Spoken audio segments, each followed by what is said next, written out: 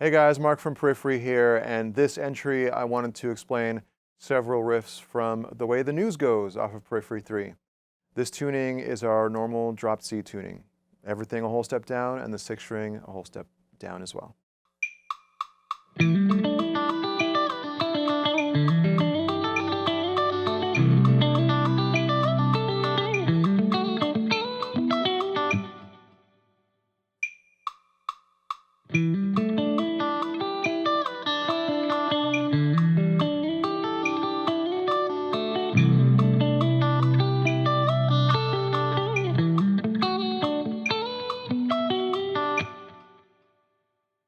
So the idea behind the main riff and The Way the News Goes is that I wanted to involve certain chord shapes, but instead of playing them, just strumming them,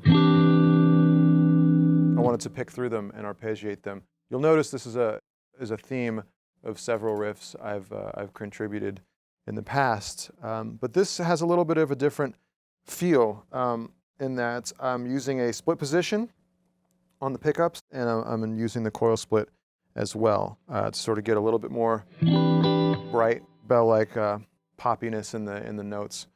And yeah, the first chord shape that I sort of arpeggiate goes like this. I'll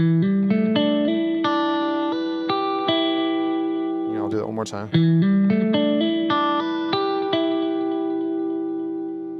So the first chord shape I wanted to use was obviously that. I'm involving some more open strings in there.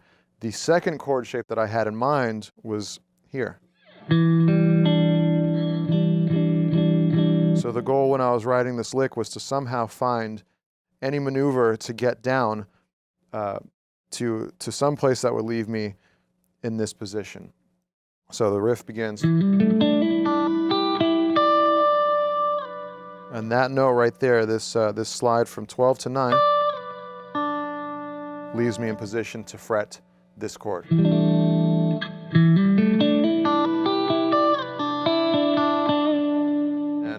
here we go.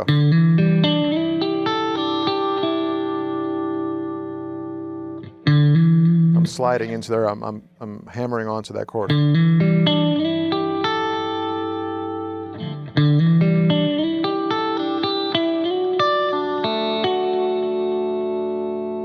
And then when the riff recycles, it starts the exact same, but then it goes slightly differently after that. There's also a root note change. So the root note at the beginning is this, and the root note for the second half is. And this slide now goes up to the 14th fret from the 12th fret. And then there's what I consider to be a fill to end the whole passage.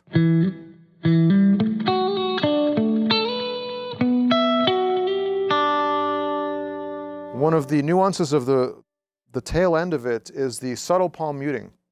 And you want to make sure you have a tone that allows that palm muting sort of takes on a bassy dynamic if you get it just right. But you see, I'm palm muting and in a way that's not quite choking the note. It's sort of just making a little bit more percussive in nature.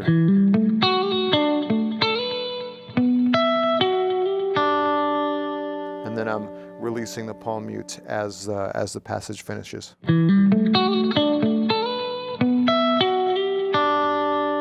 again, whenever there's open strings, my rule of thumb is always to leave the open strings ringing over the fretted notes to sort of get this drony quality between 2 or 3 notes. So the key of this riff is F sharp minor. And you'll notice that the open top strings, the 2 open top strings, E and B, are used pretty liberally throughout the passage. And that's because the involvement of these 2 strings imply a suspended chord. So it makes the whole thing kind of feel unresolved and sort of just floating as opposed to a traditional F sharp minor chord. The next riff I wanted to break down is the first pre-chorus riff in The Way the News Goes.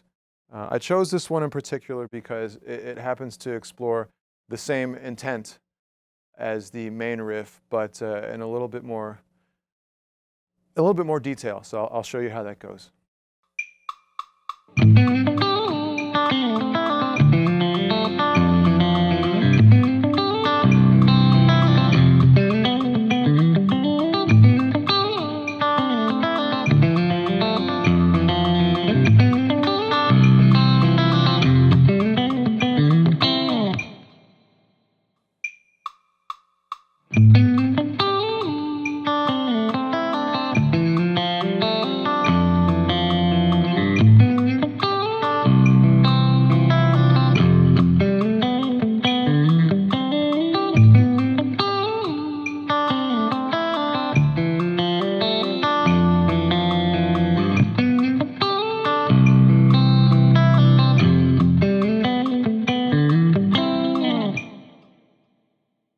So the point behind this riff was to, first of all, establish a set of chords that I wanted to involve in the riff. And I picked out the chords. So this was the first one. And then.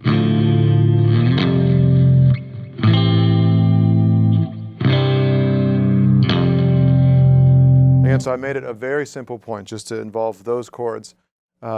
And figure out how to get from chord to chord. So if I knew that these were going to be my first two, I somehow wanted to get to here. The point was to figure that out. So the first part of the riff features me arpeggiating, again, that same chord. So again, I'm just picking through that chord. One of the trickiest things about this riff is this. It's a slide from 10 to 12.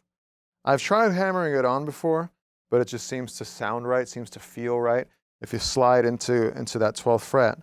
And then slide way back down to 5. And again, one of the previous columns we went over being exact in these types of slides that go over 5 or 6 frets. This would come in handy very much for this. So you slide from 10 to 12 and slide down from 12 to 5. So if you're not paying attention, it can be easy to overshoot or undershoot that slide. So make sure you're getting it exact.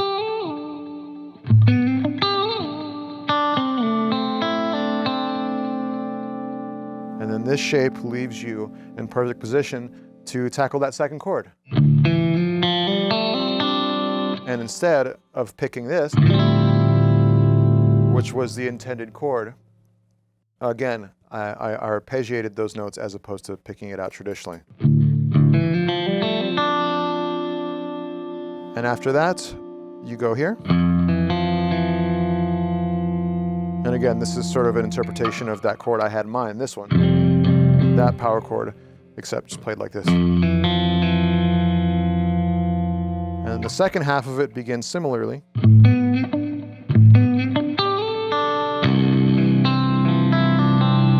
So let all those open notes ring against each other. And you want to go back up to this 5th fret again, except you want to put this fill, this following fill in there.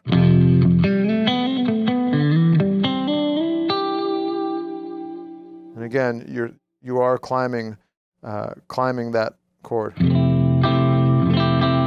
arpeggiating it. But again, the point of doing this for me was to get back into that position to restart that chord, or to restart the entire riff. So